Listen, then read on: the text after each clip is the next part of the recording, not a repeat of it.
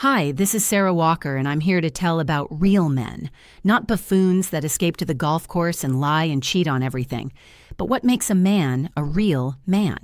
You may not agree with my choices, and that's okay, and this is not a Democrats versus Republicans.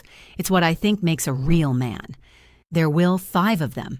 George H.W. Bush, the quiet strength of a life well lived, 41st President of the United States, World War II hero, diplomat, humanitarian before politics, before power, and long after the spotlight faded, George H.W. Bush led a life defined not by ego, but by service.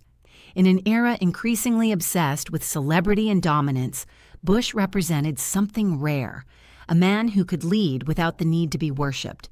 From Cockpit to Character Bush, enlisted in the U.S. Navy on his 18th birthday during World War II, becoming the nation's youngest naval aviator at the time. He flew 58 combat missions, was shot down over the Pacific, and rescued by submarine. For completing his bombing run even as his plane burned, he earned the Distinguished Flying Cross. That moment of courage wasn't just a war story. It was a window into a life defined by duty, sacrifice, and resolve, values that remained steady through war, peace, politics, and personal tragedy. The businessman who didn't brag. After the war, Bush attended Yale and moved to Texas to build a life from scratch in the oil industry. He co-founded Zapata Offshore, achieving financial success quietly without the bravado or headlines.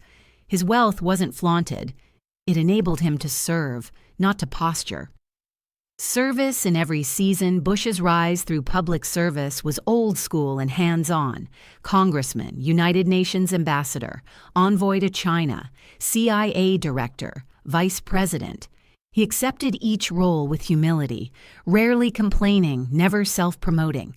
A presidency of prudence and principle as president, he navigated some of the most delicate moments in modern history, oversaw the peaceful end of the Cold War, managed the reunification of Germany, built a broad coalition to repel Saddam Hussein from Kuwait, signed the Americans with Disabilities Act, called Americans to service with his 1,000 points of light, a lasting initiative that celebrated community and volunteerism over ideology.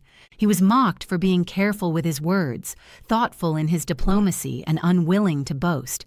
But history has grown kinder with time. Loss, grief, and grace. In 1953, he and Barbara lost their daughter Robin to leukemia. It left a wound that never fully healed, but it also deepened their compassion and drove their charitable work. Later in life, his devotion to Barbara and their family stood in contrast to the performative masculinity often worshipped in politics. Post-presidency, the best years. Bush's most admired acts may have come after he left office. The letter to Clinton, 1993.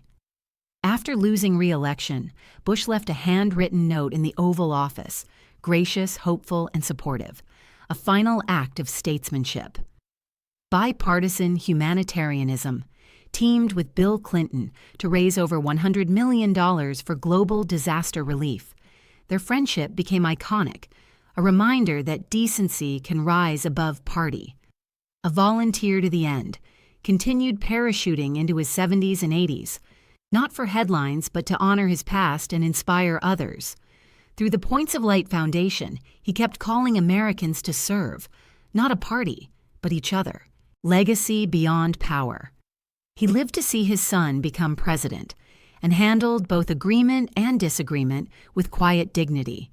He outlived his wife by just months and was laid to rest with her and daughter Robin, carried by the same plane he once flew into war.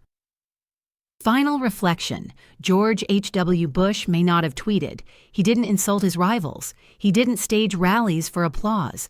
But he did risk his life for his country, govern with humility, admit mistakes, extend a hand to his opponents, and continue serving long after power was gone.